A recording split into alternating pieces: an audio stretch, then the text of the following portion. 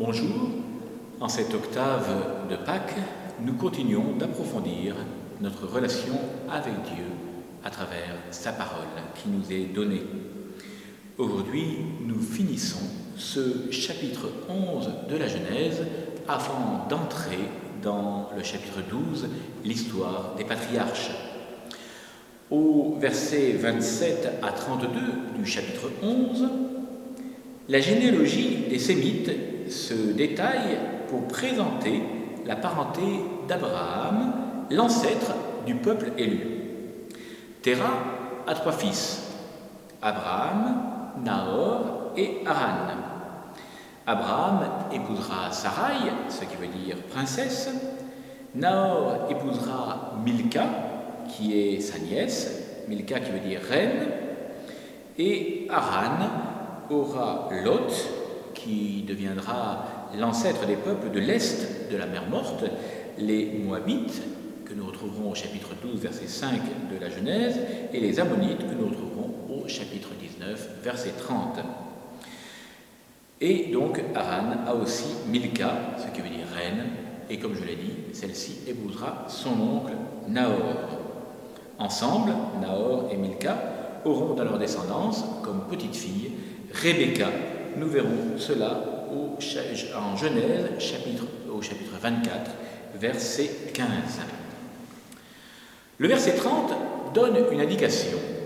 Sarai était stérile.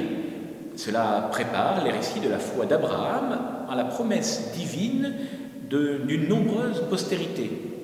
Cela nous rappelle de nombreuses femmes de la Bible qui seront stériles et pour lesquelles Dieu interviendra aussi, comme Élisabeth, Marie et tant d'autres bien sûr.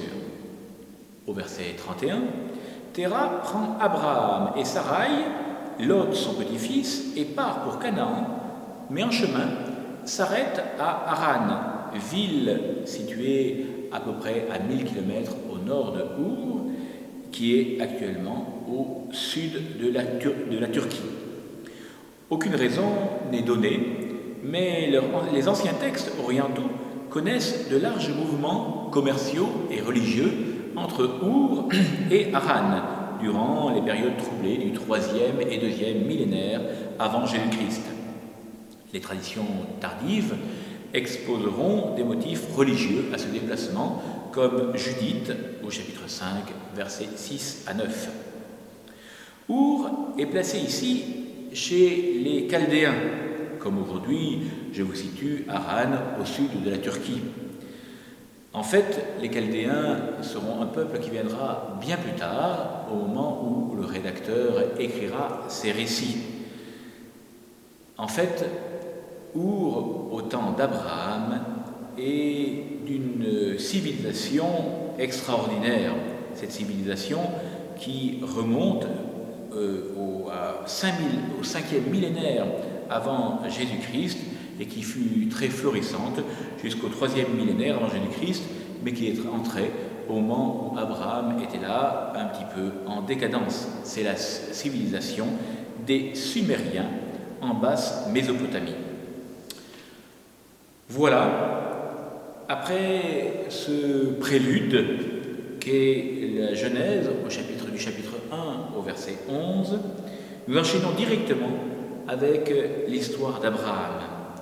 Dieu appelle Abraham, lui promettant descendance et terre.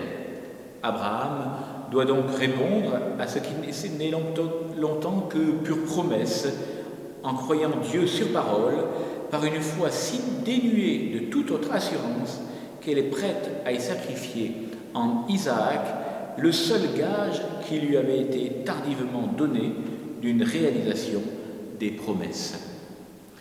Nous commencerons dès demain ce récit de manière plus détaillée, plus approfondie, pour comprendre combien Dieu est vraiment à l'œuvre dans notre histoire, Dieu est vraiment à l'œuvre auprès des hommes pour les faire entrer dans une relation avec lui.